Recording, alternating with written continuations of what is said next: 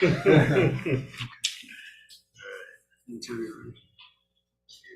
second. I'll stop tracking again by Sunday.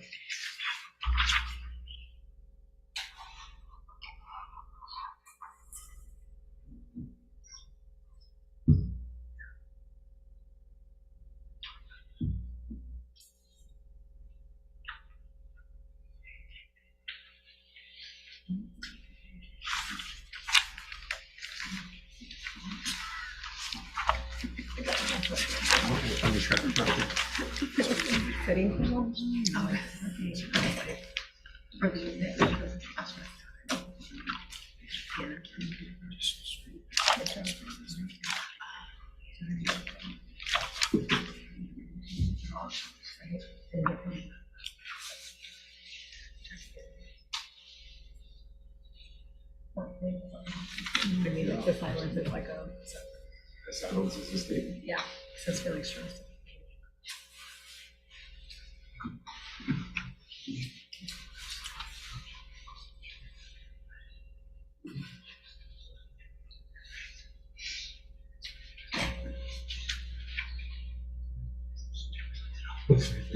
Oh, so this is right, but I can send you. That's right. No, I have.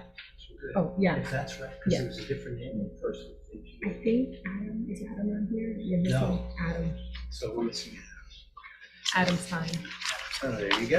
Okay, Just double check. solve that problem. Got it. Yeah, I'll just. Yeah, for sure, Adam. That was one of the things we were just trying to figure out. Okay, if everybody would please rise for the allegiance.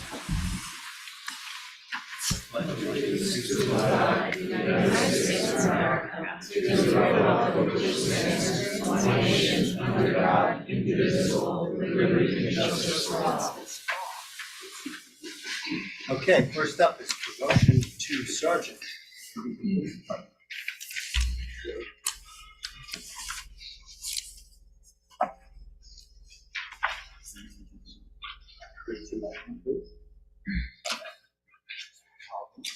Repeat what I said.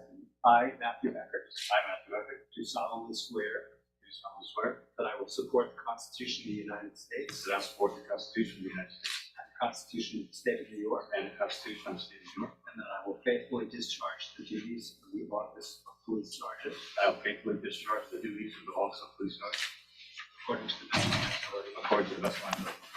Congratulations. Thank you.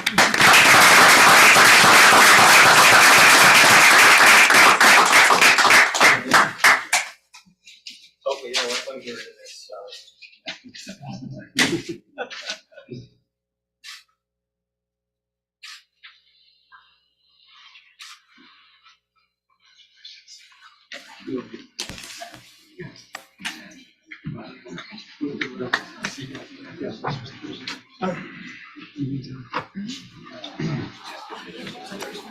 Yeah, Larry said, I just said, earlier, what was the?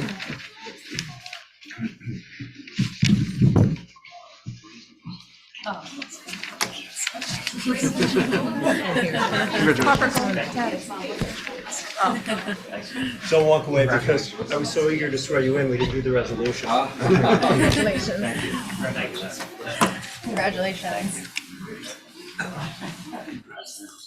Okay, I'm going to offer the following resolution. Resolved to appoint Matthew Eckert to the contingent permanent position of police sergeant at an annual salary of $148,802, effective March 19, 2024, subject to a probationary period of not less than 12 weeks and not more than 52 weeks. Anybody want to second that? Second. All in favor? Aye. Now you can go celebrate.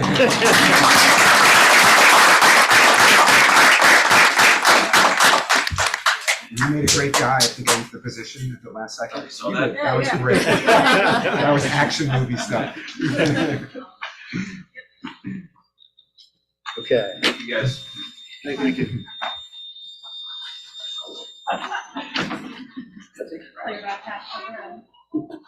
All right, next up is checks over 25,000. Thank you. We have vendor Carl Dibble for the Cyrus Field Storm Channel Stabilization from and that was $32,915.63. And Tony Casal, Inc., East Sunnyside Lane Curb Replacement Project, $127,040.64. Okay, next up is correspondence. This can take a little fun, but I will do my best to summarize these. The first letter is from Chris Lando regarding financial disclosure of the village. He had some suggestions. He's expressing disappointment with the summary disclosure on village expenditures. Basically, as he put it, it's irksome to receive annual notifications. Oh, yeah, sorry about that. If I can get this a little closer. It's, yeah, it doesn't really help. But that's not it. Oh, all right, I'll just speak louder, how's that? Basically, he's saying that that our tax liabilities in the email are described as though we are saving money since the dollars of tax per $1,000 of assessed value has decreased, when in reality, the rate of absolute village tax increase is just marginally smaller than the increased assessment of the county appraiser. So he's updated the table for us to show that, which computes an increase of 4.3% this year as compared to 5% last year. And that he notes that tax per $1,000 of assessed value has decreased by 1% this year and 1.6% last year. Basic point is that our assessed valuations have been going up enough that the absolute tax dollars that are being paid are going up rather than just going down, as the percentage would indicate. He doesn't blame the village for the convoluted mechanism of describing tax levels this way, because it seems to be a statewide problem. So, I mean, we can look at in the future if there's a way to perhaps in the cover letter, we could think about whether there's a way to reframe it, but I understand what he's looking for is sort of a simplified version. I would say that we do talk about that when we talked about the taxes, and we talk about, even though it was not a decrease in taxes, even though Right. we did talk about that. Yeah, and I think in last year's budget message too, that was the second sentence. We did point out very clearly that although the tax rate is going down, it will not necessarily result in a tax decrease. Correct. We talked about that throughout the process. Yes. Okay, next letter is from Mitchell Koch. I apologize if I'm mispronouncing his name. Koch, thank you. Thank you very much. The subject matter is the ARB. He sat on the ARB for a good part of a year and was previously on the Hastings ARB. In Hastings, there's review only in the central commercial district and for multifamily dwellings. 1 or 2 family residents go unattended by the ARB, and that's probably the right amount of oversight. So based on his experience, he agrees that the scope of projects brought to the ARB should be limited. On the other hand, what makes Irvington unique in this regard is its historic downtown and the legacy of architectural treasures. So, and he's in favor of maintaining the historic district. He would support there being a carve out of the proposed reduction of ARB purview for specially designated properties and adjacent properties to protect historical properties from egregious interventions. Okay, next up is Charles Goldman. And this relates to installing potentially a stop sign on the uphill side of Harriman, where Sycamore Lane intersects it. He described having a near accident there as someone was moving quickly up Harriman. Let's see. So he asked the board to consider installing a stop sign on Harriman at that intersection. A car would have to be moving very rapidly to skid backwards on Harriman, which I can only imagine possibly happening during an intense downpour. And that is so much more unlikely than a T-bone collision, which could occur at any time. Thank you. And he thanks us. I will say this, we did speak to the police department, and the only accident that has happened there since 2020 was between a car and a deer, which is appropriate given that we are on Thursday having our hearing on deer. So we can, We'll get back to you. yeah, we'll get back to him, but you know, I'm not sure that there's an immediate need for that particular. Next up is Earl Ferguson.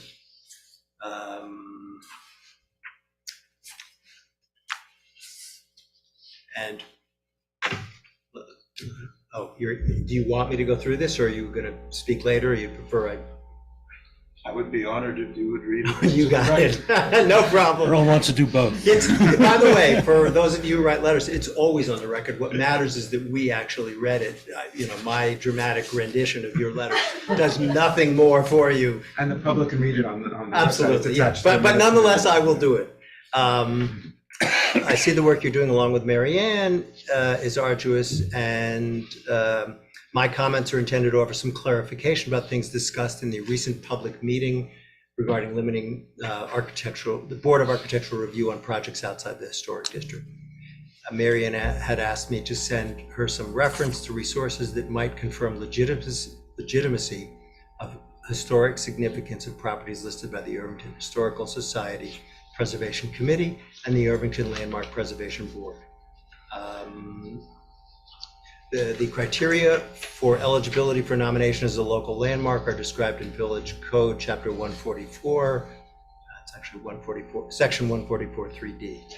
Criteria for listing on Westchester County Inventory of Historic Places were determined by the County Department of Planning Division of Housing and Community Development. Nominations were reviewed by them and the Westchester County Historian. Criteria for nomination for listing in the New York State and National Registers are documented by, I guess, that State Historic Preservation Office and NPS, National Park Service, thank you, and reviewed by them upon receipt of applications. The list of properties submitted to the Board of Trustees by the IHS and ILP include the above designations plus other properties and sites that are outside the historic district and that have been recognized for decades by the Irvington Historical Society Preservation Committees and the ILP is important to the historic character of the village and worthy of preservation. These structures should be considered as eligible for nomination as local landmarks. However, lacking oversight by a design review board could result in ill-considered alterations that might render these properties ineligible for future nominations. I hope you and the trustees will take this into account before amending long-fought-for laws that are already in place to protect the historical and cultural integrity of our community. I wholeheartedly support the effort to simplify the building permit process.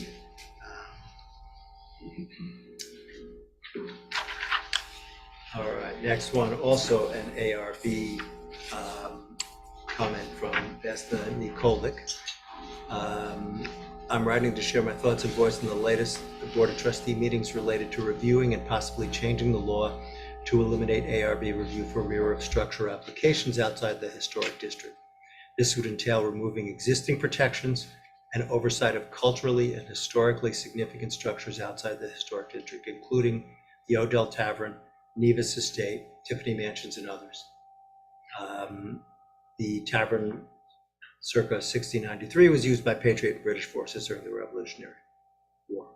Without the current protection, Odell Tavern and other properties could be irreversibly altered by current or future owners. Current protections in place prohibits both without ARB review. The Irvington Historical Society submitted to the Board of Trustees a survey of culturally and historically significant structures, about 40 properties. How is it possible to maintain the historical and cultural heritage of just the village of Irvington and not care as much about what happens to 40 properties in its close surroundings? Let's not lose the sense of history that connects us to our past. Next up is David Swibel, also on the ARB. So I want to leave this sentence out. Firstly, I'd like to add my gratitude to the expression of gratitude so well expressed to the board in the letter from Connie Kehoe at the last board meeting. Thank you both very much. Let's see, I'll cut to the substance of it. At the last meeting on March 4, I spoke regarding the proposed new law amending the village code to limit ARB review. All the speakers, including myself, were concerned that this proposal was unacceptably limiting review by the ARB. And the speakers were familiar with the details of the ARB process. There were no speakers or letters favorable to these local law amendment proposals. The reason for amending the local law seems to be to facilitate the efficiency of getting building permits approved. For myself and many village residents, protection of the historic character of the village is of paramount concern. The reason behind the forming of the ARB some years ago was the realization that many of Irvington's historic structures had been destroyed in the development boom of the 50s and 60s. Perhaps the most extreme example of what can happen without an ARB and recognition of historic buildings within the village is the front of the Trent Building on Buckout Street. This property, designed by architect Stanford White, was a neoclassical revival style masterpiece with extensive frontage facing the river. Was replaced, the rear facade actually was replaced with a building facade having no relevance to the rest of the building. When I read the proposed village code section suggesting that ARB review and approval of reconstruction or alterations of the rear of any building not located in the historic overlay district will not be required, all I can see is the rear of the Trent Building in my mind's eye. I think many of us feel our village character and our property values are protected and enhanced by having strong local law in place. Local law in place such as the stretch code, restrictions limiting chain stores, and so on. All of these protective laws limit the rights of individual property owners, but are in place for the common good. We would minimally ask the board that the new law should retain ARB or review and approval of all sides of all buildings, exteriors inside and outside the historic district that have been recognized as landmarks or as eligible for nominations as such.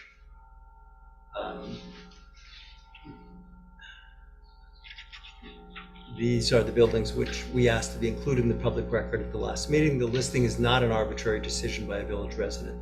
Many of the properties have been determined to have met criteria well established nationwide for nominating buildings of significant for historic recognition. We feel strongly that there are many ways the process can be streamlined without removing the only legal aesthetic tool the village has to maintain the visual character of its neighborhoods. Can we please look at other ways of improving the process before we cut out ARB reviews? Can you please consider engaging some of our many professional thought leaders of our community familiar with the building and permit process to brainstorm improvements? Okay, from Randy Huff,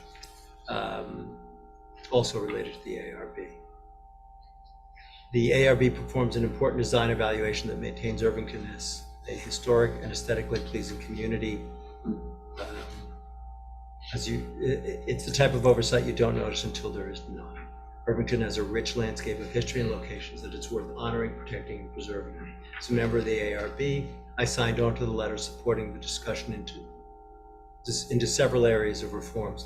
The resulting law has three main topics: eliminating design review of solar applications outside the historic district, eliminating design review for residences that have already undergone an HOA design review, and eliminating design review for rear of structure applications outside the historic district.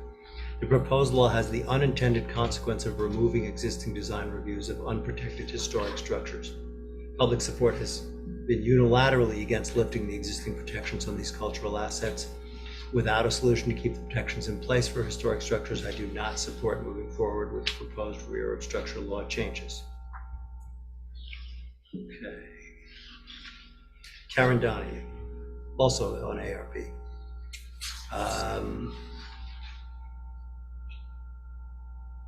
I'll skip the self-serving part, which is very nice to compliment our village government. But I watched the past two public hearings on the subject of adapting three law revisions that would eliminate ARB oversight. As the owner of a historic home, I strongly implore the mayor and board of trustees to withdraw until further consideration two of the three revisions for the following reasons. The ARB submitted three items as ideal for review and discussion topics not to implement without analysis and understanding of the multifaceted impact. In the meetings on Feb 28 and March 4, I heard concerned villagers speak of valid reasons why codifying 2 of the 3 laws would have negative impact on the property values for all of Irvington. In those same meetings, not one villager made a case in support of removing design review from the ARB. In summary, consider providing time to allow the ARB subject matter experts in the community to fully vet the impact of 2 of the 3 proposed changes. Hold for discussion and review the following. Eliminate ARB review for rear of structure applications outside the historic district. Eliminate ARB review of solar panel applications outside the historic district. And ready for revision is the eliminate ARB review of dwelling applications where an HOA has a review process. Okay, now there were some other letters that actually made the deadline that didn't get on this list. So bear with me for a second. Now that my voice is warmed up.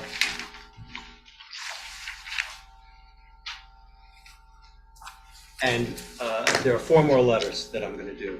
I know there were others submitted, but our deadline is noon on the Friday before a Monday meeting. Those others will be published at the next meeting, read at the next meeting, and will be made available online. So the next one has to do with deer. This is Zoe Hamilton von Bauer.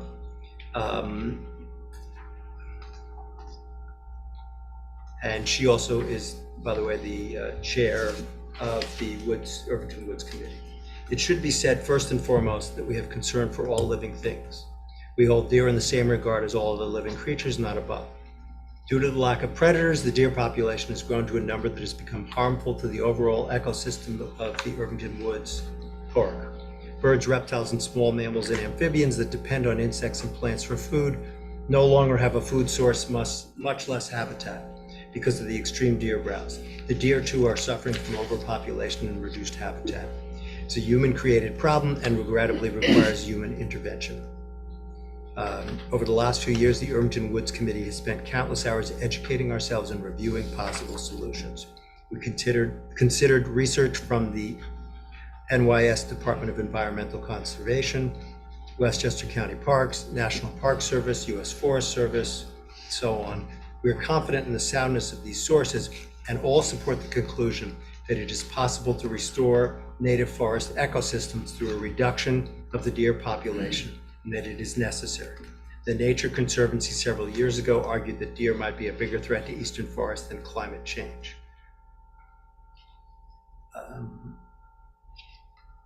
However, our concern is not just about living creatures of the Irvington Woods, because the trees and plants play a pivotal role in our community's fight against climate change. If our woods die or become less healthy, we will see an increase in noise and air pollution, temperatures, storm runoff, and erosion. Without a forest able to naturally regenerate, we estimate there will be 50% fewer trees by 2050, and carbon sequestration by the Irvington Woods will decrease by over 40%. The solution to rehabilitate the Irvington Woods Park aims to reduce the number of deer to a sustainable population, not remove them entirely. This would enable the forest ecosystem to regenerate. Utilizing a single highly skilled professional archer is safe, humane, and fiscally responsible.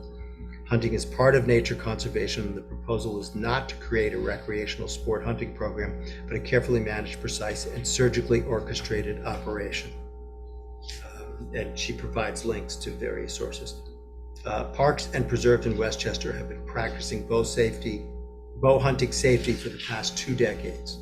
Audubon Properties, Rockefeller State Park, Teatown Lake Preservation, the town of Pound Ridge, and 10 other parks have determined that archery deer management is the most effective, safest, and most humane strategy for ecosystem stewardship. In 2008, the Westchester Citizens Task Force on the White-tailed Deer and Forest Regeneration recommended reducing the deer population via hunting. In 2009, the town of Greenberg did an extensive review and analysis of the white-tailed deer population and concluded the only solution was to reduce their numbers through hunting. In 2022, Westchester pollinators came forward with a recommendation for deer management using hunting. The Irvington Woods has no peer in southern Westchester. It is 259 acres. It's the largest native wooded parcel south of I-287. Neighboring villages have not declared deer management an immoral problem. Hastings-on-Hudson is the only neighboring community who have brought the conversation to a public vote in recent history. Hastings Woods are 20% the size of the Irvington Woods at 48 acres and dominated by invasive trees, shrubs, and vines. Dobbs Ferry and Terrytown Conservation Committees recognize the deer population issue, but have yet to conduct research of their forest inventory and deer numbers. Nearly all of the parkland and preserves in Westchester that are of similar size or larger than the Irvington Woods have been safely practicing deer management with bow hunting for the last 10 or 15 years. When considering solutions, the subcommittee carefully considered village location and population density. Fencing successfully protects that which it encircles, but it's only recommended for small parcels. It does not get at the root of the problem. Moreover, it's the most expensive solution. Estimated cost for the Irvington Woods is upwards of $2 million. And to be effective requires constant monitoring and maintenance at an added cost. It would also impact neighbors by displacing the deer. This is the list of solutions that were considered and rejected. Contraception, not commercially available in New York State, extremely difficult to implement in roaming population. Repellent and frightening devices, effectiveness short-lived as animals adapt. Habitation alteration, removal of vegetation goes against efforts to revitalize Irvington Woods Park. Capture and relocation, difficult and expensive. Capture and transport causes stress with 25% deer mortality. Tranquilizers used pose a health risk if humans are exposed. Predator introduction, poison, parasite, or disease introduction, capture and kill, bait and shoot, unsafe or severe. No intervention, except consequences of increased damage to entire ecosystem, increase of car collisions, and rates of tick-borne diseases. We have carefully considered the best possible solutions to preserve our rare and wonderful park. Any solution to rehabilitate the ecosystem will take years to see results, and we find ourselves at a critical crossroads. Irvington is known as a leader in sustainability, and we believe deer management by professional archer to be a sustainable solution for the good of the Irvington Woods and the community. And it was actually signed by Zoe Hamilton Von Bauer, Nikki Coddington, David Zweibel, Charlotte Binns, Warwick Norton, Rick Rasulo, and Maxwell Parker. Okay, next letter. Chet Care.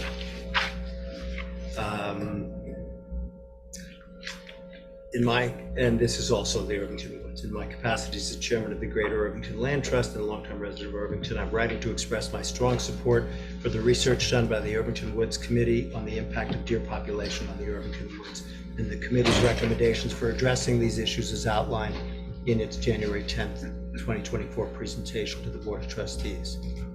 The Irvington Woods supports a wide range of diverse and animal life, which are essential parts of the village's ecological diversity and environmental health. More importantly, the Irvington Woods provides a foundational bulwark against the challenges our community is facing from changes to our climate and the risk of increased flooding from Barney Brook as it courses from its beginnings in the woods to the center of the village.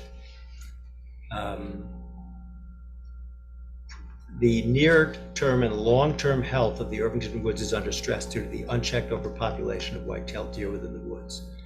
Deer density has resulted in a massive loss of brambles, shrubs, and vegetation at ground level, decline in animal diversity, decline in new growth of native trees, and loss of the seed bank required to rejuvenate the forest.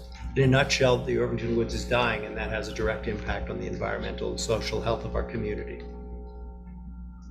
I read and attended the January 10th, 2024 presentation. I've also spoken extensively to representatives from Hastings, Teatown Lake Reservation, I think that's Mianus River Gorge Preserve, Westchester Land Trust, Scenic Hudson, and Westchester County about the success and lack of success of these different approaches. Based on what I've learned and considering the size, location, and singular features of the Irvington Woods, I strongly support the Irvington Woods Committee's proposed solution of employing professional longbow hunting to decrease the deer population in the Irvington Woods. I understand and acknowledge the strong feelings by some residents that hiring a professional bow hunter to cull white-tailed deer is wrong, notwithstanding the documented and unhealthy overpopulation of deer within the Irvington Woods. The reality is that a failure to bring the deer population back to a healthy level will result in the destruction of the wider habitat within the woods and condemn a wide range of other animals, smaller mammals, birds, and invertebrates, and plant life to death. I applaud the efforts of the Board of Trustees to listen to the views of village residents. We all have an interest, however, in looking for solutions to what has become an acute and direct challenge to the environmental health of our community. Hillary Lindemann on Deer also. I cannot attend the Irvington Woods meeting. I wanted to share my strong support for the bow hunting program. The Irvington Woods report details the reasons why this makes the most sense. I hope my input and perspective are helpful. And Melanie Solomon. I'm an Irvington resident and member of the Green Policy Task Force, writing to express my support of deer management in the form of highly controlled and professional bow hunting in the Irvington Woods to be donated to food pantries. The goal of the program would be to maintain deer numbers at 30 per square mile to allow for a balanced ecosystem in which regeneration of our native plants and trees is possible for the good of all the creatures that depend on them. I hope you'll strongly consider this initiative so our Irvington Woods can begin regenerating. Thank you. Okay, that's it. For letters.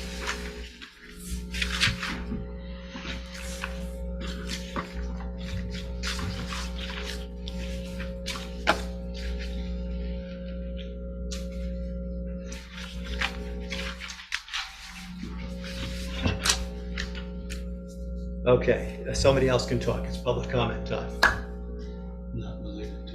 You're not related to ARB. Okay, not related to ARB. All right, everything's related. Give me a moment to sign back out of my computer. I spoke long enough that it has shut off. Okay. All right, consent agenda. Minutes, appointment of personnel and rec and parks, and approval of out-of-town travel for police department. I'll make a motion to approve all of those. Second? Second. All in favor? Aye. Okay.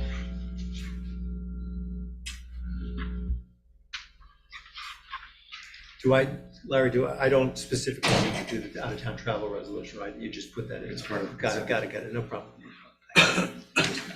Okay.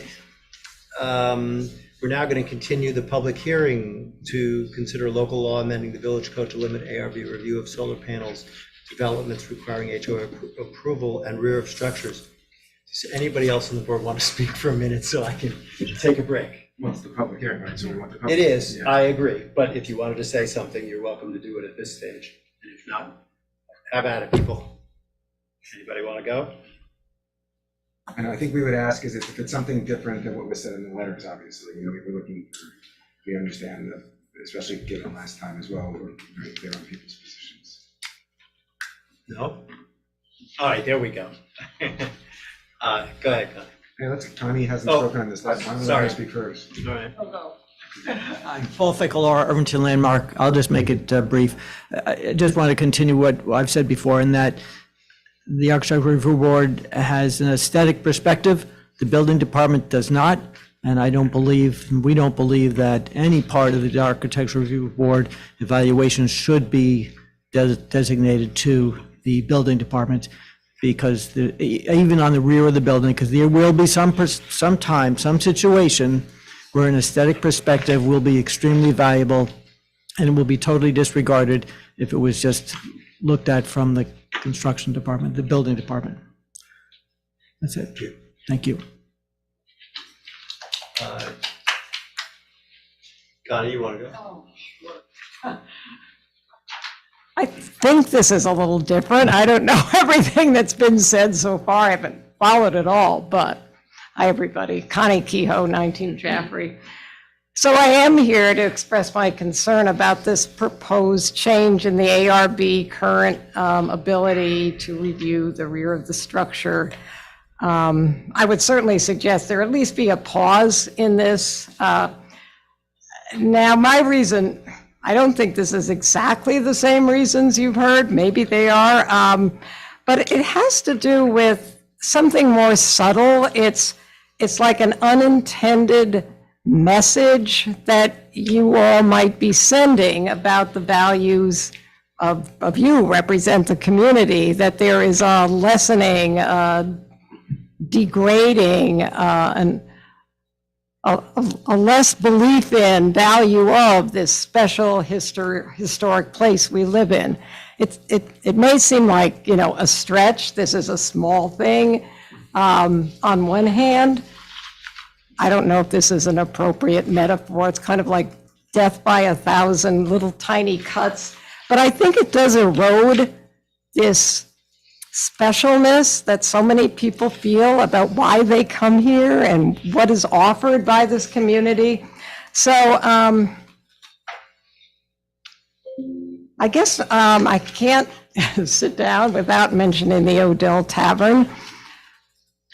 It's incredibly important to the history of the entire county. I mean, I've been immersed in this.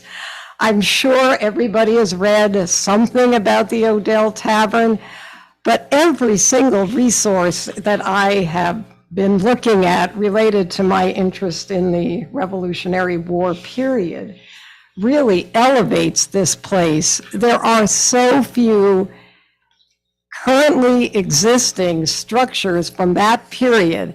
And not only does it exist, and I know Earl knows a lot more about the architectural interest, I'm talking about the historic interest of the people and places and what happened there. You can read about this line, but it's really more dramatic than you might think. It's 1776, and the British have just defeated Washington's army in New York City.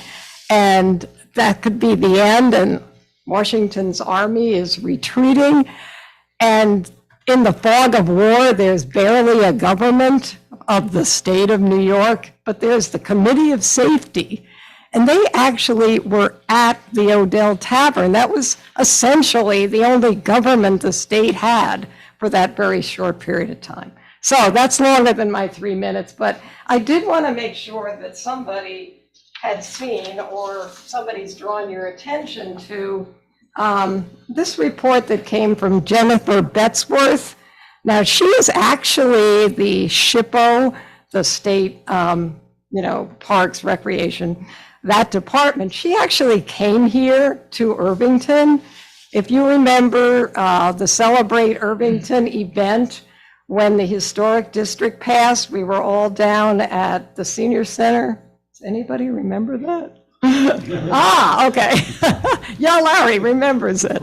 We gave awards to a lot of people. Maybe Paul was there. I don't.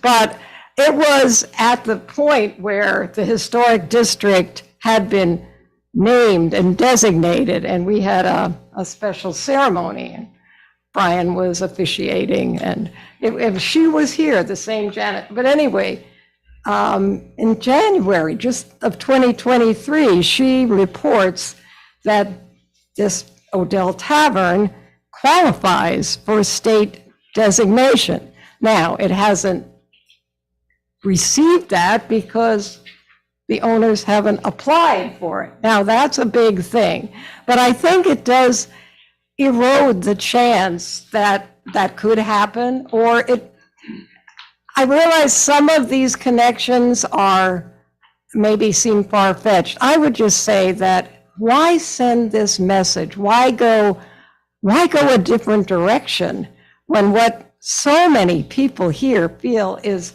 so critical and important to why people come here, why we live here, why it's not some cookie cutter community. So I would say, pause on this, think about what message it sends, think about a different way.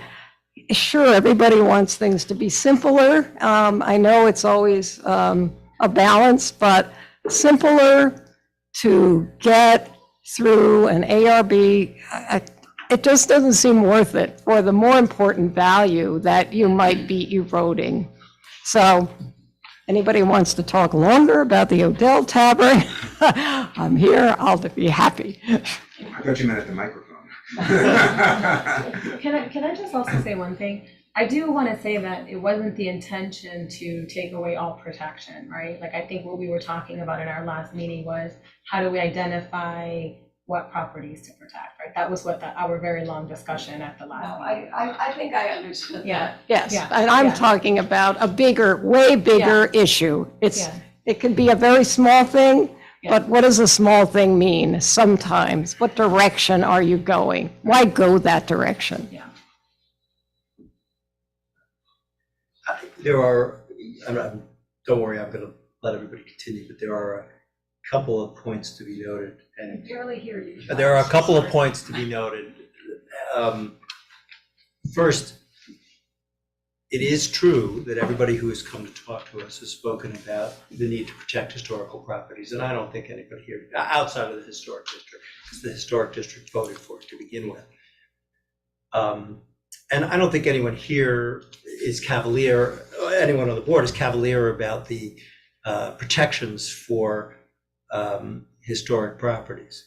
But I do think that if you ask people, should we make some changes in the way in which our land use boards operate, ARB included among them, and you would see a lot of people in this room. And it's a little unfair for those of you who have commented that, well, gee, everybody's all on one side of this issue and nobody's on the other. That's not an apples to apples argument, notwithstanding the fact that I personally feel strongly about the historical properties. Second thing to note is when I got on the board, what they were looking at was changing the ARB to a consultative body. And some of the suggestions that had been made by the ARB were incorporated in this. Now, I've heard, and to be fair to the folks in the ARB, they've made the point, well, that was supposed to be the starting point of the argument, and there should have been more discussion. I would argue that we've been having quite a bit of discussion about it, but that doesn't mean it's a resolved issue. I guess the other thing that is a little difficult for me, and presumably for other board members, is there's a little tension here between property owners and people who don't own the property and want to control the future of that property. To your point, Connie, that particular statute allows non-owners to make an application. So if we were to put in this statute that anybody, as Earl has suggested, anybody who is eligible for that designation, we are basically saying, hey, if you're a neighbor and you want to make sure that that property is protected, you can do that against the owner's property rights. Unfortunately, I'm a lawyer, so I can argue both sides of that. To argue the flip side, we, the board, are changing the restrictions that are imposed. To put it in its simplest terms, we're deciding that 3 sides of the building instead of 4 are going to be governed by the ARB's review. So that is why I'm not giving you an immediate conclusion, at least in terms of where I would come down on this. I do think that it would be fair to say that the rest of the board believes that 2 out of these 3 provisions, the HOA approval and the solar approval, should stand with the changes that were proposed. So what we're really talking about here is that last piece of what happens to the rear of the building. Enough said by me, because we're here to hear what you, and unless somebody else wants to jump in, and if you feel I've misstated our collective position, but whoever wants to get up next, we're listening. I have one online also. Oh, all right, how about that? After, Go ahead, Doug. no, after Doug, it's fine. Go ahead. And I'm sorry I couldn't do your letter. Yeah. That's today. okay, I understand. I know it was late, but Yeah. that was the one I could I'm write going it. to reference Doug's letter later, Okay. so I just wanted to make Okay. it clear that your letter. Douglas McClure, North Dutcher Street. I'm a local architect. I think if you pulled, I think what you're doing, trying to speed up the process, makes sense. The process in Irvington is very difficult. I think any architect in town will tell you, none of them like to get up here because it puts them in a weird position, but I'm a fool. So, but I think every architect would tell you Irvington is more difficult than almost any community they work in. And the ARB is not the problem. I think every architect will tell you going in front of the ARB, not that it's easy, but it's usually a constructive discussion. But it's not something that you feel like gets in the way. It's clearly understood what you need to do. That's my first point. My second point is regarding the back of a house. In a lot of places, the back of the house for one person is the view for a lot of people. I totally understand the right of the property owner. But again, the ARB, what they've been very good at is saying, well, this is kind of rough. And could you adjust it in a way that's a little more attractive to someone else? And I think, in the village, sometimes that's less of an issue, but up in the hills, the back of the house is often very important. The third thing I'd like to say is I totally appreciate the historic protections. I know everyone's concerned about that. But there's some new architecture that goes up in this town all the time that wouldn't be considered historic, but needs to be protected also because it's really good. There is some really good new architecture. Some people may disagree, but from an architect's viewpoint, there's some really strong architecture happening in this village. And to not also have, if someone wants to totally alter one of those buildings, not having a board that can look at it and have a discussion and protect that is important as well. Thank you. So, Doug, can I just say? Sorry. Okay. No. You probably have it, go ahead, you can. So we've heard, I think up until now, that the list of historic buildings that people are talking about as a carve out of this law is not going to grow. I think people have said, I think I've heard that from people. I think you're claiming the opposite, that as time goes on. Definitely. I definitely think that's true. And I definitely think even if it's not I don't know, what's the time frame for a historic building? For historic to be regarded as Yeah. historic. My goodness, it could be 50, sometimes it could be 30. Right, and I know there's some work that your office has done that is beautiful work, and I would hate to see someone come in and put a very unsensitive addition onto that. And I think the ARB serves a real purpose in those conditions, just making sure that there's some consideration for how new work is being done to them. Thanks, Doug. I guess my concern, and when we in discussing the ARB, is part of the issue that we have in Irvington, of course, is you don't have a panel, right, an ARB of architects. You have Well, right, do you want to start that discussion? like that's a In most other villages I work in, local architects sit on the board. This is one of the few villages where that doesn't happen. On other boards, if a real estate agent or a member of the board is directly affected by the decision, they can recuse themselves. It does not seem like an impossible task for us to let local architects sit on the board and recuse themselves at, if I was sitting on the board and there's property on North Dutchess Street, I could back off. I think that's an easy I think hurdle to jump. I think that's probably a whole nother discussion. But I think currently as it stands, right, It's difficult, but there's no architect who can serve on the board because they can't practice in town if they serve. But, and that's the discussion over the last 2 years. That was part of so I mean, I don't want to engage in necessarily in the forth, but that was part of the ongoing discussion, right? That people's criticisms that other people have brought to the board and the issues that people have had with, the ARB. That's part of what has been, part of this ongoing discussion on addressing issues. I totally agree with that, Yeah. but I think that's an easier issue to solve than we pretend it is. Maybe. So it's interesting, your letter, you didn't mention the thing in the letter that I really found very compelling, which is you mentioned that there should be a larger review of the entire process. Yes. And I fully and 100% support that, 100%. You made the point though that it means we shouldn't do anything until then, and that's where we diverge. Because I think my priority from what was proposed, and again, this came from ARB originally, we didn't come up with this on our own, right? Was the solar panels. That to me is the most important thing. I think we need to do everything in a climate crisis we can to make it easier for people to get solar panels, and that's the thing that I'm most concerned about and interested in from the proposal that came in. But I agree with you that I support the idea of having a larger discussion as to the process so that we can cover all the things. Because in the 2+ years that I've been on the board, if I'm at a school event or I'm at a party or whatever, I don't go to any parties, but if I'm in some situation with other human beings, music or whatever it is, and they go, oh, you're on the board, there literally is only one thing that people complain about to me. And only one thing, which is, the whole process to get anything done in Irvington, whether they're, whatever they're doing. And part of it is the ARB. I don't mean to disagree with you, but I've had so many complaints. I don't want to say the specifics because I think it might identify people, but like, there's been complaints about the entire process. So if we can fix small things now, I'd be in favor of it. When it comes to the three sides, that's thornier, and that's what we're trying to work out. I appreciate that. I think one of the problems that people have one of the problems for people who have trouble with the ARB is this is self-serving, but they're going in without a professional so there's like, I should just be able to get this, where a professional can go in and say, here's why this should happen.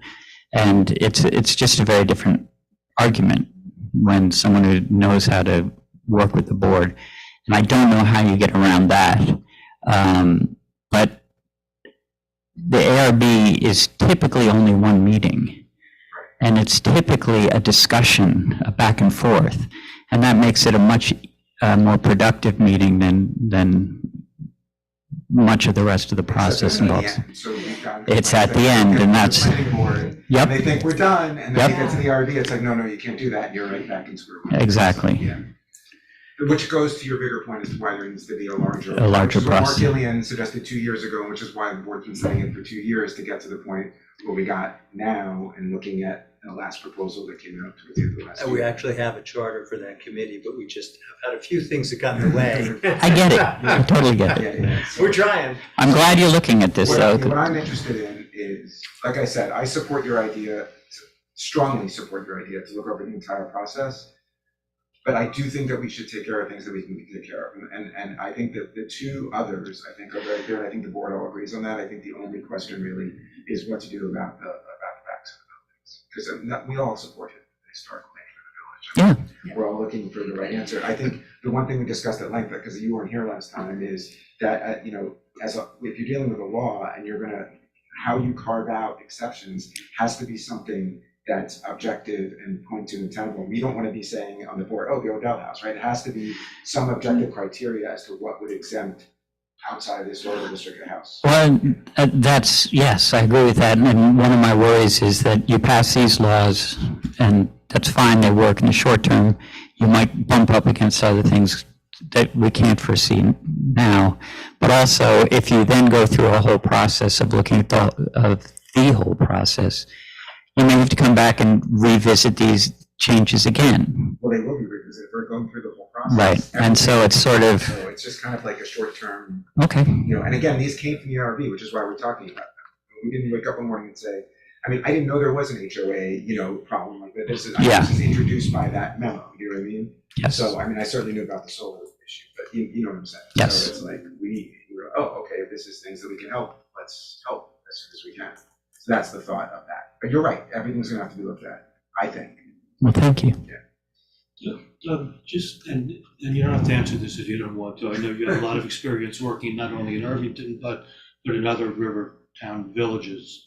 And I understand Hastings has no ARB oversight Nope. of any single family or two family. No, Hastings, you work directly with the building department. Right. So has that been detrimental to homes in Hastings and house value in Hastings? I don't think it's been detrimental to house values, because I think proximity to the city is always going to keep our house values high. I think as you go through some of the neighborhoods, there are homes that have strange looking growths on them, and I think that's detrimental. I think it's detrimental because I think it makes a less attractive environment, and I believe making a positive environment makes a better life for everyone. That's fundamental to architecture. Some people would say, who cares?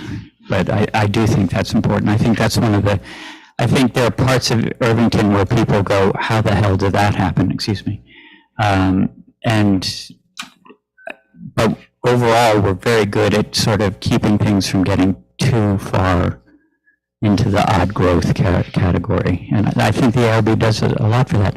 Maybe look at a town like Scarsdale, where there is no planning board, but the ARB has incredible strength. And it really, Scarsdale has a really beautiful look and feel to it, and that's because their ARB is very, very strong. I think that's very important. And Dobbs has a combined planning board and ARB? Dobbs is changing. They used to only have an ARB, so I don't know what they're doing now. I think we probably Yeah, need to have yes. this discussion. We're going Mrs. off on Crawford, that. yeah, we're going on. That's okay. We probably need to have this discussion. It's one of my favorite topics, so thank you. Anybody else? I do your online. Oh, sorry. Yeah. Okay, sorry, we got to take somebody online. Jeff Glick. Hi, can you hear me? Yes. Yes. Sorry, I'm not there in person, but I wanted to suggest that I think the mayor is making excellent points in favor of balancing the architectural process and the homeowner interests and not abandoning the value of our ARB. And I think this proposal, particularly on solar, strikes a good balance at trying to address, as Mitch said, the many overwhelming resident complaints about how long it takes to get this process. Most of the feedback I've heard from people, as the mayor said, is around the historic properties outside of the district and removing protection from those. And I wanted to just suggest that it may be worth it to look at a way that the Historic Society can propose these 40 properties for different treatment, and that maybe there's a cap, because I think a lot of residents are worried that just because my home built last year, an architect likes it, it could be put on the historic list arbitrarily. I don't actually think that's a good balance of owner rights and neighborhood rights. So it would be great if an amendment could be circulated that would just create this kind of historic properties list subject to the state approval, which is very rigorous. And then that would require ARB review even for back of the building changes for these historic properties. My understanding is the amendment could cap it at 40, and then maybe you say only 10 properties a decade can be added to the list as proposed by the Historic Society and reviewed by the state, so that homeowners aren't afraid this turns into some kind of massive takings. But my understanding is there's very few historic properties, and it can include the first building of an important architectural movement under state rules that is not from the 1800s.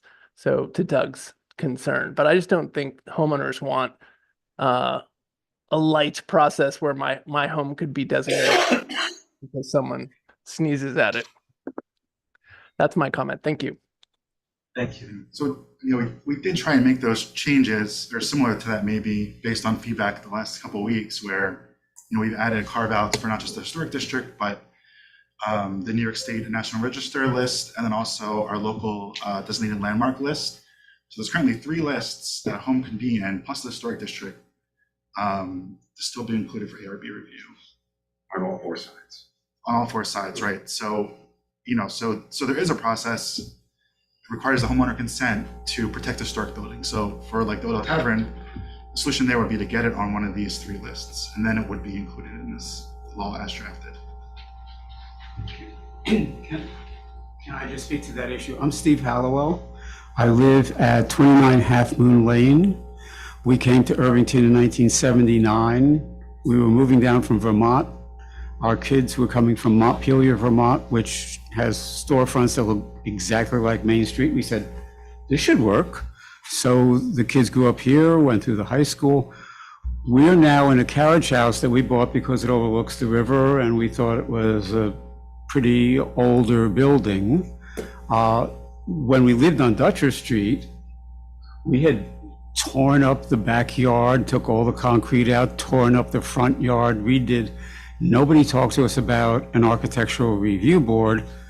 When we moved to Half Moon Lane and bought this beautiful old carriage house overlooking the river, we decided many years later to put an addition on, and came back and met with the architectural review board. They were fine because we were doing something consistent with the mansard roof structure of the building. It's only in the last 6 months that, thanks to someone named Keith Doherty in Hastings, who studies the history of the village towns, and to Earl's help, that we discovered that Frederick Foster, who built our house, bought the land from James Hamilton, Alexander Hamilton's son, because Nevis is just up above our house. So we're not on the historic properties list. We should be. And it could be, just apply and- for an Irvington landmark. And then, Yeah. Well, Earl's, Were maybe protected. In this rewrite, we dropped you off. It was just the first. okay, so we will be recognized on the list. I just think it's like waterfront property. They're not making any more of it. You're not making any more of historic properties unless we begin to say, and I think that's a subject for discussion, should mid-century homes in Irvington, which are now sort of historic, be recognized as being important? And that's, I think, a healthy dialogue and a healthy tension to have in a town where it's inevitable that lots of people will want to come here it's because it's so beautiful. But I think that preserving the right of the ARB to look at historic properties outside the historic district is really, really important. And maybe it's a good idea to have a seat on that board that's not only architects and designers, but the Historical Society, because there are people there who actually know some stuff about the history of the town. I've lived in that house since 1987, and I didn't know that James Hamilton sold the property to the builder. So, thank you. I want to congratulate our new mayor. I haven't had a chance to say that till now. And to thank you for all of your efforts on behalf of the village. It's a wonderful, charmed place to be. Thank you. Just a very quick comment. It's relative to what Steve just said. Owning an historic building or having an historic building that's listed on any national register or state or local landmark does not prohibit an owner from doing something to improve that property. The McVicker House is a good example. When we did a rehabilitation of that property, it was very important in order for it to function properly as what it was intended to be. It was important to put an addition on the back of that property. You'll see a lot of examples if you go into the National Park Service and their technical bulletins and such about what is an appropriate treatment to an historic property. And that's why there's such an argument to leave some design review in place instead of taking it away. Thank you. So my quick take on this, unfortunately, this board happens to have another meeting after this one that it has to go to, so we have to, I'm not cutting anybody off, don't worry, everybody who wants to talk, gets to talk. It's been pointed out by several speakers, some of whom contradict each other, understandably, that it's the list, any list you can come up with is organic. It is going to change, and it's going to change because time passes. So those historic buildings that you think are fabulous now, they could fall out of favor, or we could have new buildings that get added to that list. So we can't come up with a specific list for these exclusions. It's just not going to work. And we tried to use statutory schemes, because that means it's an external body with some level of standards to designate those buildings that should be on the list. There's a sort of a way to find it. And I understand, I'm not knocking the Historical Society or anybody's expertise when they say these are the buildings that matter, but I can't attach you, Earl, to the statute so that 50 years from now when somebody's got a question, you're not going to answer the question. None of us is probably going to be here to answer that question. And that is why we've been struggling with this. It is sort of my inclination, and I'm only one vote here, to take this provision out, continue this to the next and you'll correct me if I'm doing this the wrong way, Larry, and continue this to the next board meeting and adopt the other two provisions that we've been discussing. Now, I understand some of you feel from our previous discussion, some of you may feel a little differently, but I don't see a path other than us saying we are going to adopt this regardless of the risks for some of these buildings, because we're not able to define them statutorily. Even if we use the eligibility definition and we're on, was it SHPO? There's only 3 eligible properties in the. No, I understand, but that's because the owners haven't applied. So if we used what is a statutory scheme, people haven't applied, and it then puts those owners in the position of having other people who don't own that home potentially putting them on that list. No, some of them may be on there because you can get on the eligible list if Larry Lomke. But that's what I just said. No, Somebody no, who's so not I an owner don't know could put that you those on. I do not know that those 3 were put on. No, I'm not talking about those 3. I'm talking about all the others. Those 3 are easy. They're on the list. I can find them. It's all the others that I have a problem with. And what I hear from this group is protect all those others. Great that you got some on the list, but what about all the others?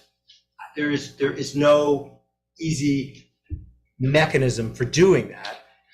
And it's going to require quite a bit more thought. And to be honest, I'd like to take what I can get at this moment, improve the process a little bit, and put the streamlining committee that I had already put a charter together for, and we just got distracted by a whole bunch of other activities, this included, and come back to it if we can come back to it. And I put it on the streamlining committee to say, okay, is this something we can do? And if so, how can we do it? Now, again, I'm only one vote here. I may be the loudest voice, but if anybody wants to disagree or make a counter argument, I'm listening. I'm fine, Tom. I want to make sure that you guys, Yeah, sounds good.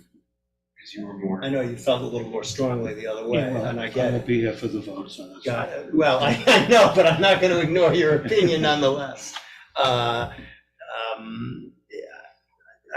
do.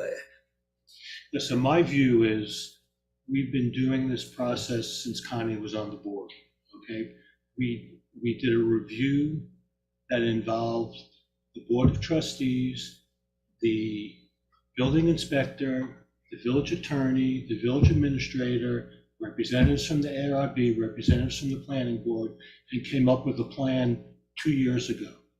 We gave the ARB a year to respond, and sort of at that last year deadline, we got this letter from the ARB that said, we don't like the plan that was recommended, and this is what we propose instead. We spoke as a board and felt that we needed to perhaps look into more, but we would look at what the ARB suggested that we do. And the wording from the ARB, just so people know, okay, is we suggest a few changes to improve the entire process. That's the wording in the letter. Not they want a discussion of all the issues. We took them up on the issues that they told us that they felt were important enough to do now, and we decided to forestall the major changes that we had recommended to the ARB to have more discussion about that. I'm against taking away any owner's rights. I'm against anyone who likes a house to be able to put it in a carve out. I think the board, again, when Connie was on it with me, passed laws to incentivize homes to become on the Irvington landmark list, and gave incentives, and some of the homes have taken advantage of those incentives. The Octagon House and Villa Lawaro have taken advantages of those incentives. Those incentives are there. I think it's incumbent upon all the people that are in the audience here to go to homeowners like Mr. Hallowell and say to them, if you understand the importance of your home, put it on the landmark list, and then you'll have incentive to do it, and you'll have protection from the the efforts by this board to open up the process and the land use process to make it more acceptable to the majority of the people who live in the village. So you're saying we would then fall under the protection of the ARB? Correct. As this law is written right now, yes. Registering our home. That's the idea. And that's why we have a landmark list. Because the revision of the law, in light of all the feedback we got, said that outside of the historic district, there would still be ARB approval for all four sides, for the federal list, the state list, and the Irvington list, that anybody can apply to be on the Irvington list. I'll just add, there's some urgency because in our neighborhood, we're seeing a modification of properties that sort of undermines the sense of any kind of historical continuity in the neighborhood. And that puts our property in a position where, for a developer, it's like, tear that sucker down and let's put something up that's 8,000 square feet. And so I think it's very Demolition of important. the home on the landmark list can't happen Yeah. without Board of Trustees approval, I believe. It's ARB approval? I mean, this is the discussion that, you know, should happen. And I was trying to understand what Doug McClure's idea was. Is it to solve, in a sense, this problem that you all see, that the list can never be right? You know, you can't really create this list that will work of historic districts, but that all the structures can benefit from, how did you put it, keeping some odd piece to stick out of a house on the side or something? I mean, why not let the ARB continue in that role? And I understand there was this letter, but this is the, you know, further extension of that discussion, and I think it's a valuable one. So maybe it doesn't have to have a list, and it can continue with all sides of the ARB, which I think I agree too, is not the big impediment. It's not the hard board to deal with. I remember when Andy Lyons was like, they met every 2 weeks and it was like this. So I think it can be reconstructed with an architect on the board. And as you're suggesting, Mayor, is to set aside that one of those three changes for now and then keep refining this. But it seems like a good compromise. But I understand what you're saying, Larry. I think there should be a lot of people that apply for local landmark status. I think that would be great. I think the board can take a bully pulpit idea. So anyway, that's more than my 2 minutes. Goodbye. So just put it over to next meeting. Yeah. Okay. I agree, it's fine. So let's do it. I just wanted to. So You don't want to modify it and put it over? No, I think. Continue the public hearing, we'll modify the law. That's what I was asking for. That's it. Take B2 out. Right, yeah, we know those instructions. So that- okay. Just put it over. B2 is the section you've all been debating. And we will continue the hearing till the next time so you can see the revised law, and then you'll come back and hopefully not have comments, or not come back since you won't have comments. And I know somebody else wanted to speak. Was it on this subject? We preempted your comment, thank goodness. Yeah, yes, I think you did. Can I just ask, so, Gotta do it on the mic, gotta say who you are, sorry. there's so much, Come up to the microphone. piping.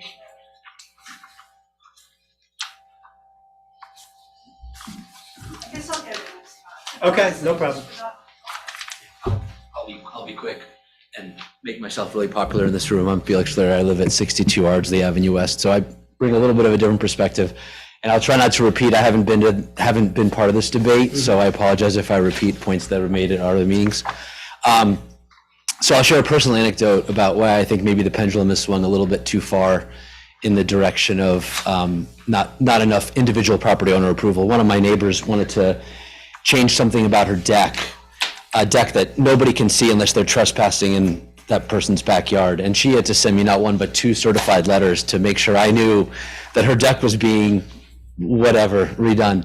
And to me, again, it's a personal anecdote that says to me the balance has gone a little off. And to me, that really is what this is about. It's really about individual property rights versus sort of the right of the collective to say, I don't want you to, I happen to like your house the way it is, even though I don't own it. And there is no perfect solution. I agree. No matter how you do it, there's going to be Jonathan, you mentioned you're a lawyer. Whenever you write something, you can always come up with some hypothetical that proves that solution's not perfect. So is it possible that some house that some group of people think ought to have been preserved gets altered because of this? Sure.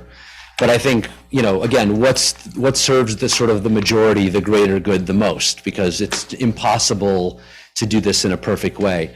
I would argue that the change I think you're looking to postpone, maybe with some amendments like the ones you're suggesting to protect some of the known historic properties would make some sense.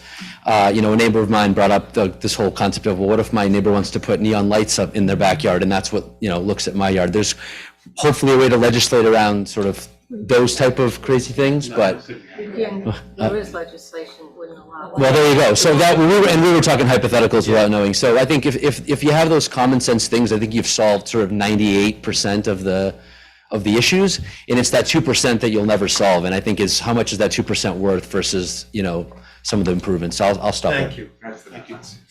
So I don't need a motion to continue. We just continue. Got it. Okay. Next up, public hearing to consider a local law amending the various provisions of the village code with respect to the environmental conservation board. First, I want to thank the former and maybe even current ACB members of Tom Jackson and Jan Blair. Their original mandate was to examine open space, and it shifted to site review over time. The board's been dormant for a couple of years due to membership issues, and we've had a village engineer and a consulting arborist landscape architect fulfill the role, and also had the Green Policy Task Force working on sustainability aspects. What we are doing here is changing the law to reflect the reality and to move the references to the ECB from the code. So this is a public hearing on that. If anybody's got a comment on it, now's your time.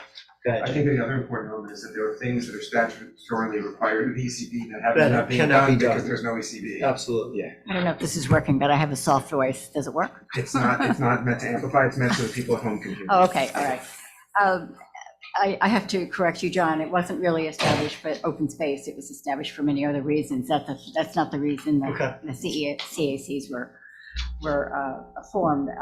They've been in existence since 1968. It's through state enabling legislation, and they fall under general municipal law 239X.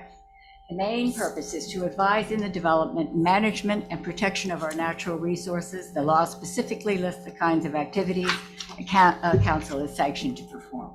Examples are creating open space, wetlands, natural resource inventories and maps, advising, cooperating, and working with other unofficial bodies and official municipal agencies involved in similar activities, publishing informational and educational literature, and preparation of an annual report to the community. The ECB in Irvington created the open space inventory, helped to map and draft an ordinance for the wetlands. At that time, not many people knew what a wetland was. It was a long time ago. Convened meetings every month and attended every planning board meeting. And after reviewing the proposed submissions to the planning board. It's a good way for the community to keep tabs on what's going on in town. And I know you mentioned we have two consultants. We do. We have an engineer and a landscape architect, but they are not here on every day, to see what's going on in the town. We're here on the ground. Peter Oley is a perfect example. You all will be hearing about that Sunday. Peter walked the woods. I walked the woods. We live here. We know what's going on. Because the ECD was so involved in the planning board proposals, we were able to comment on issues that might impact our natural environment because we live here. We actually reviewed and very carefully scrutinized Legend Hollow was an example. It's now called the Woods. It was called the Westwood Development, the preservation of the 47 acres. It was formerly Westwood. It was approved for development. But the ECB raised the red flags, and this is what the ECB did when they I know the Green Policy Task Force is doing education and outreach for renewable energy, waste management, climate change, solar panels, and other local issues. Not quite the same thing. There's a New York State organization for CACs, and they meet regularly. They have an annual conference every year. It's a recognized organization. It's a more formal structure.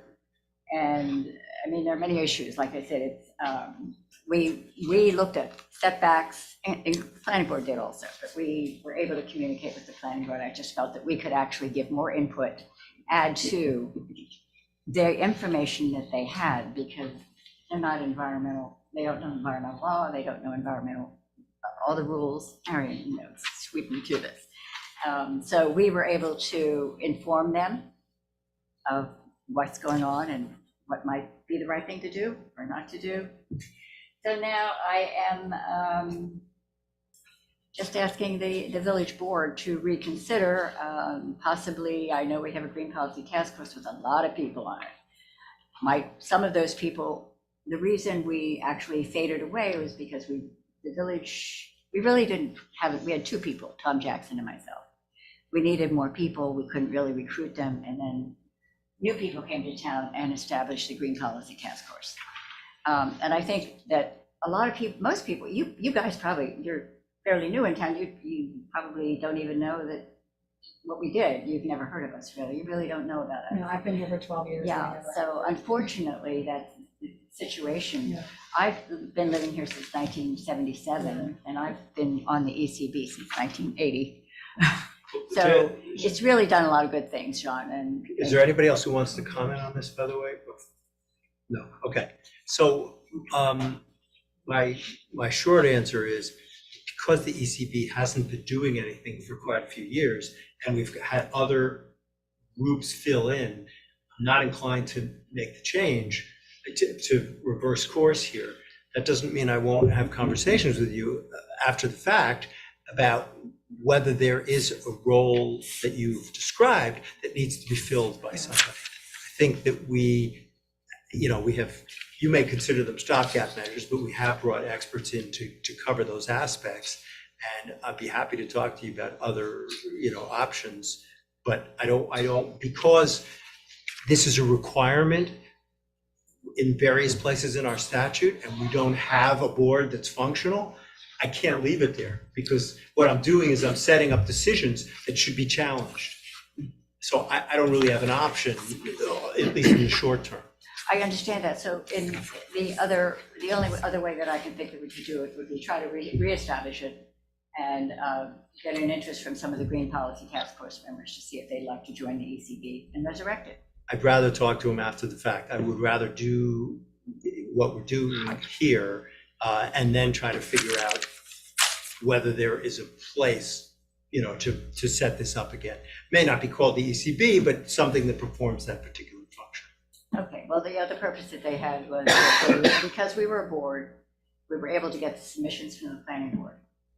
So if it's just anything like a Green Policy Task Force, that's not a requirement. So, May not be a requirement, but they're available. The submissions to the planning board are available now, publicly at all times. They're available to everybody. I understand that, but there's a requirement that they must get it and they have to comment on it, which is what we did every month.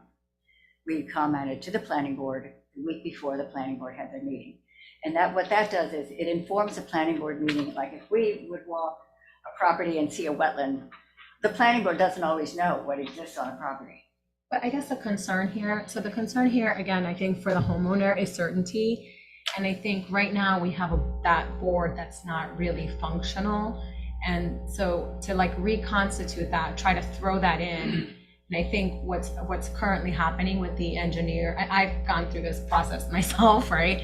And there's something for the homeowner to know the certainty of that process, which, as we heard before, has its own thing. And I can certainly speak to my own issues with my own process in detail. But I do think if there are areas that we can talk about that maybe need to be looked at over time, that's one thing. But this leaving that in, that's basically not really being fulfilled right now, is for a home, from a village perspective, not a great thing, because we're deficient essentially, right? We have these requirements of a board that's not functioning.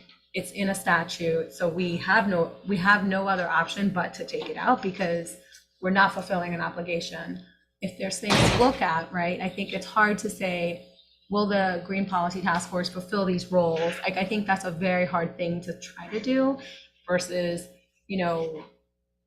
maybe saying, we have this like need, we're going to fill this need and studying it and coming to it later, but in the interim, we have to take this out because Well, it's it would be like, completely not functioning. Let's, for example, if your planning board resigned and you only had your planning board chair, would you take it off the books? I don't think so. Not the All next day. I'm but it's trying been- to say is. But that's not a fair comparison because ECB hasn't been functioning for a while and we have gotten other Right. people to perform that function. I have to be honest with you, Jen, I don't think anybody on this board feels differently. Right. I don't So- think anybody on the board, Larry understands. He knows what we're doing. I understand, but that's Yeah. not We fair. do, yeah, I I think. fully understand what you did, but there hasn't been an ECB for quite some time. And we had to fill Right. it with other people. Right, and so there's been changes made to the process so that those roles are fulfilled. But more importantly, from a legislative legal point of view, we have this gaping liability of people could challenge the court and say that should I be approved because there was no understand. ECB. It already happened once, I think, this year or last year. Yeah, so I mean, this is something that has to be addressed. And one last thing no one's mentioned is that from the previous discussion, the sentiment of the village is to make it easier, not harder, for people who are going in front of this regulatory process. And I think, that is an important thing to consider as well. I There's, understand. wait, one more thing. There's also reality to look at. The village is not full of open space anymore. And there's not going to be another Legend Hollow. It's very unlikely. I don't know where they would put it, but you just don't have that kind of expansive acreage. So the role has changed. It's the very reason the ECB's changed its role. It evolved. And the people that we have, the village engineer, the consulting arborist, landscape architect, are people, and the Green Policy Task Force, are people that can fulfill this role. I guess to put this bluntly, you got a tough argument to sell people here, and I don't know that you're gonna win on this one. I know, because they don't quite understand, the work that we did. No, we appreciate. Everybody, saying no, that, that's but we not fair. appreciate the work that Everybody you did understands the work you did. We are looking at what we have now, though. in 2024. And the reason we don't have people is because we put it in the newspaper, we advertised when Tom and I were active and trying to recruit. But that's what I would ask the village to do.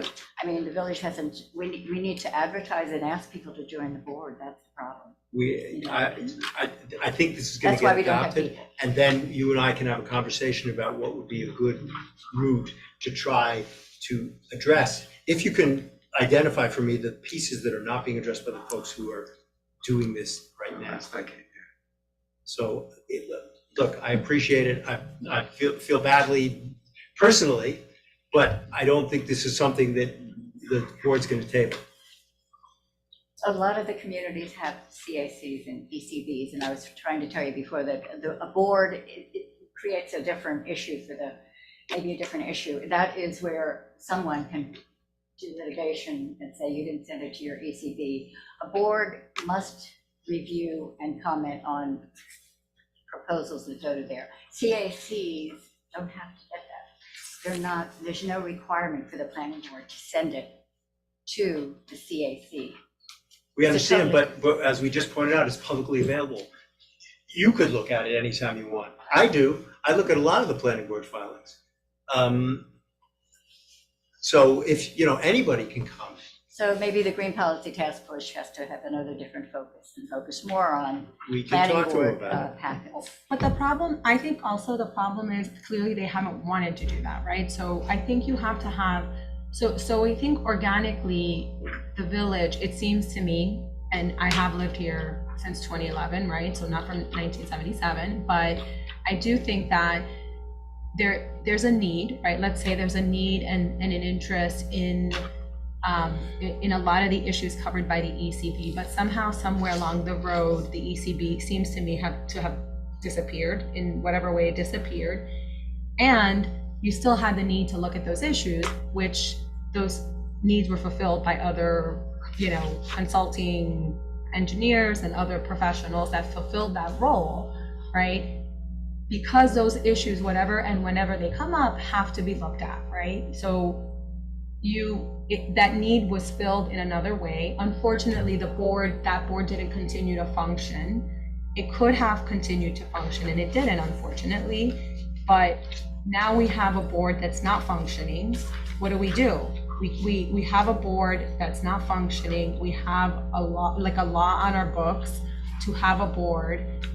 We can try to constitute it. I don't think we can force, by the way, the GPTL to do this job, right? You can't say I'm happy to talk to GPTL them do with it. you, Yeah. but I think we got to move forward But because we have so much to going fulfill on the, tonight. yeah, Rory, Okay, yeah. well, would you consider down the road of reforming it at some point?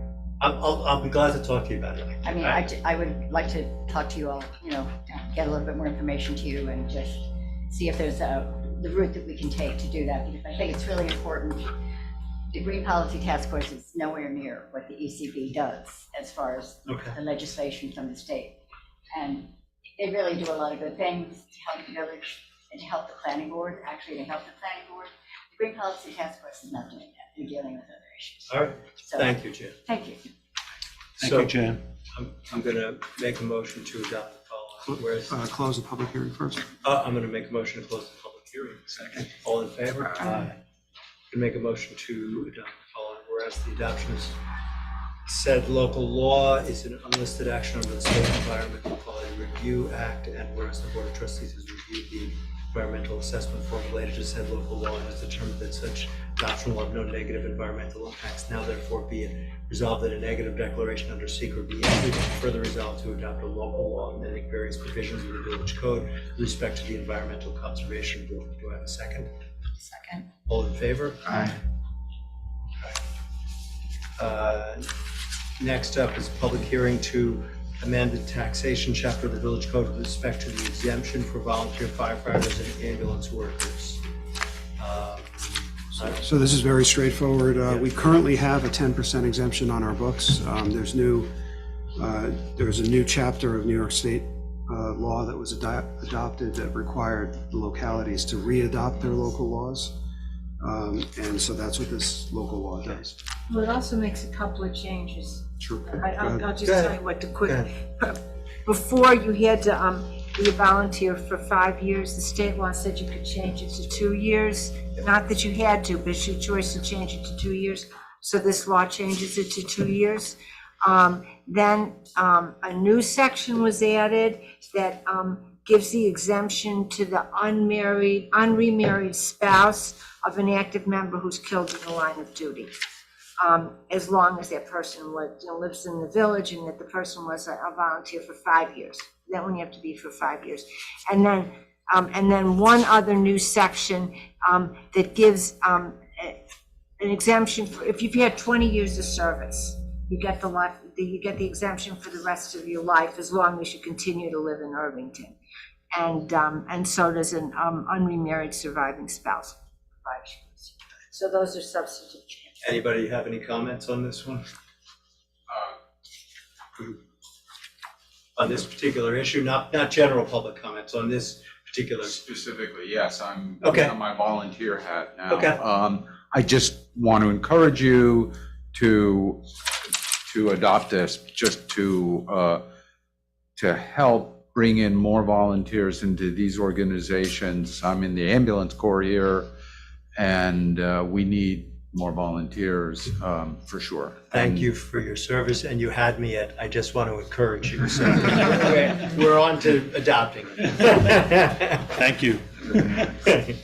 Okay, so I'd like to make actually, I'd like to close the public hearing. Yes.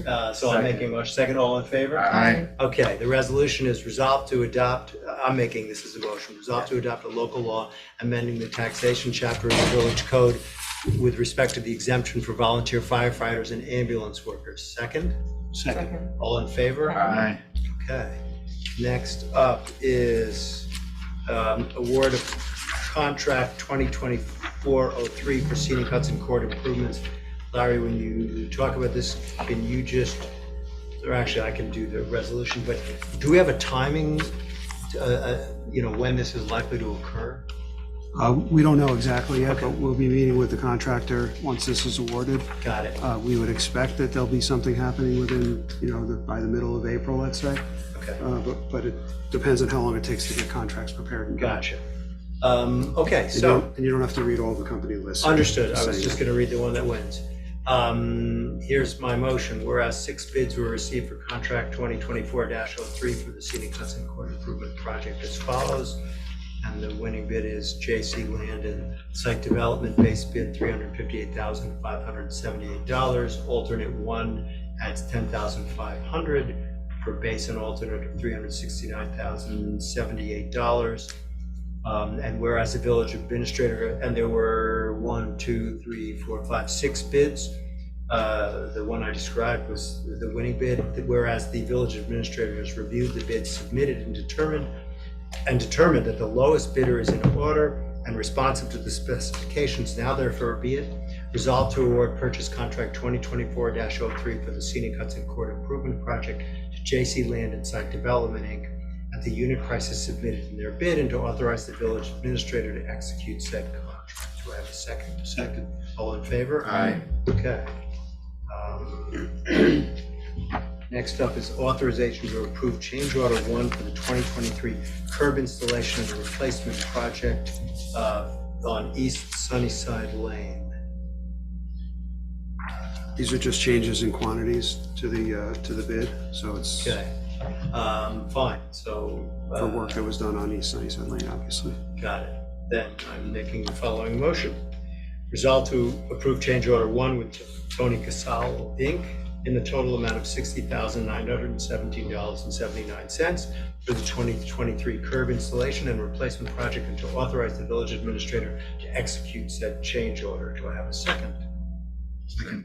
All in favor? Aye. Don't quit on me now, people. Okay, next up.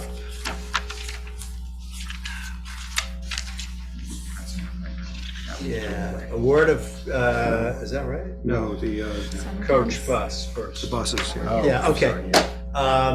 Award of contract 2024-01 for coach bus services for the Irvington Recreation Park Summer Camp. My motion is, whereas 2 bids were received for contract 2024-01 for coach bus services for the Irvington Rec and Park Summer Camp as follows. J&R Tours, $16,400. Rockland Coaches, Inc., $21,145. Whereas the village administrator has determined that the bid from J&R Tours is in order and responsive to the specifications, now therefore be it resolved to award contract 2024-01 for coach bus services for the Irvington Recreation and Park Summer Camps to J&R Tours at the total price submitted in their bid, and to authorize the Irvington Village Administrator to execute said contract. Do I have a second? Second. All in favor? Aye. Okay. Rockland Coaches isn't at Rockland, but J&R Tours is in Rockland. Okay, that's not at all confusing. Don't know what to tell you. All right, so, approval of a memorandum of understanding with Hudson River Valley Greenway. We got a $25,000 grant for the study of food scraps, curbside collection in the river towns that we share, right, with Yes. other river towns. So, Yep, 6 other villages. got it. My motion is, and will it be sort of it'll be sort of a collective pickup, just so we have enough volume? We don't know yet. Okay, got it. You just got to. That's what the study's for. Gotcha. Okay, that's fair. No, seriously. I believe you.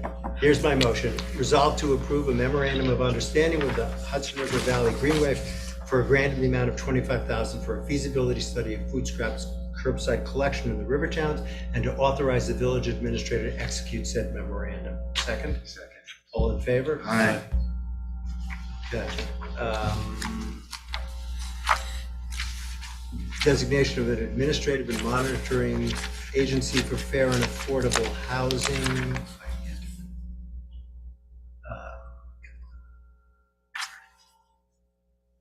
Okay. This is for the housing above the library, yes? This is for any fair and affordable housing units created in the village. It actually doesn't apply to the Oh, burn this is building already at this something point there. because it's there, yeah. Okay, fine. So my motion, and no questions, I'm assuming, so my motion is resolved that the Board of Trustees hereby designates Housing Action Council of Tarrytown, New York as the village's administrative and monitoring agency for fair and affordable housing units pursuant to 224-186 of the Village Code, and further resolves to authorize the village administrator to execute any documents necessary to implement this designation. Second. All in favor? Aye. Okay. Resignations from Fundraising and Community Events Committee. Resolved to accept with regret the resignations of Christy Schmidt and Jennifer Monas as members of the Fundraising and Community Events Committee, effective March 1, 2024. Second. All in favor? Aye. Thank you I thank both of them for their service. Creation of the Irvington Arts and Culture Committee. I'm going to do the resolution. I'm going to read the names from the other piece of paper that Larry gave me because there was a discrepancy between some of the names and information we had gotten Larry, before. can I ask you something? Yeah. Can I abstain from a single appointment? My spouse is on this list as a co-chair. Can I put the rest of the list and abstain from? Yeah, sure. Okay. Yep. So- My spouse is on that committee too. Is that The true? three of you. So when you're, yes, Yes. yes, I just want to say this is an over-the-top ethical expression of their ethics and nothing against their spouses. So spouses can talk to me if they have a problem with this. So when you vote, we will assume you're abstaining from, with respect to your Correct. respective spouses. Correct. Okay, so my motion is resolved to establish the Irvington Arts and Culture Committee. This committee is dedicated to support the arts within the village and in doing so stimulate community, cultural, and economic development. The committee will attempt to promote the arts in public galleries and public installations and endeavor to support local artists and craftspeople by providing them with opportunities to share and display their talents. Recommendations for membership will be made directly to the Board of Trustees, and the committee will consist of volunteers appointed by the Board of Trustees. And further resolved to appoint the following ad hoc committee members with a term to expire December 2024. Co-chair Christina Schmidt, co-chair Melissa Jones, member, pronounce his first name. Jorge Magallon. Thank you. Jorge Magallon. Member Christina Shea, member Celine Smerling, member Aisha Walker, member Mimi Shang, and member Adam Stein. Do I have a second? Second. All in favor? Aye. You don't have a spouse on this committee, I assume? No, we'll reflect 4 voting on one list, 4 voting, yeah, we'll Okay. take care of that. Done. Thanks. We understand. This is a resignation. Okay, volunteer appointments. All right, here we go. We previously created the Facilities Planning Committee. The chairs asked that we appoint them up front. They are going to communicate with all the other members who expressed interest, telling them what they think I'll call it workload will be, so that then these individuals can say, yes, I'm happy with that, and then we will appoint the rest of the committee. So there's no negative implication of the fact that we're just appointing the co-chairs up front. They just wanted the opportunity to speak to the other members. So my resolution is resolved to appoint the following ad hoc volunteer committee members to the Facilities Planning Committee with a term to expire December 2024. Co-chair Arthur Shaban and co-chair Mike Aziz. Do I have a second? Second. All in favor? Aye. Okay, Mayor, can I suggest you forego the rest of the agenda? yes, It's up to you unless you have something. you can. important to Does report. anybody have something they absolutely must report? I do not. Okay. No. Can I say one sentence? Just want to Yeah. thank the Green Policy Task Force for the aqueduct cleanup on Saturday. And I'm assuming no one is online? There's one, but you can ask for public. Does comment. anybody have a last chance for public comment? Does anyone have any public comment? Oh,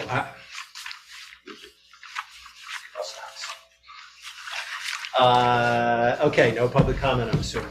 No hands raised? Okay, so I have one announcement to make, and that was that there was a wonderful event by the Girl Scouts to celebrate their centennial anniversary, held in Matheson Park, and there were a number of Girl Scout leaders that I will race through the list because they really should be applauded for what they did. It was a really nice event, and the bridge was lit green, and our clock tower was lit green, to celebrate that. Catherine, so here's the leaders: Catherine Lark, Leslie Siri, Jeannie Elder, Karen Arnett, Teresa Janovic, Sandra Bellavio, Keach Haji Harris, Katie Bauer, Laura Brockner, Blake Guzman, Allison Tracy, Anastasia Emil Chakova, Emily Burley, Lisa Wade, Lisa Farage, Carolyn Heller, Ali Ween, Emma Gardner, Megan Sturgis, Laura Gray, Erica O'Shea, Sharon Mayadovsky. Do I have a motion to adjourn? Just a motion to adjourn. Does anyone want to second that? I'll second.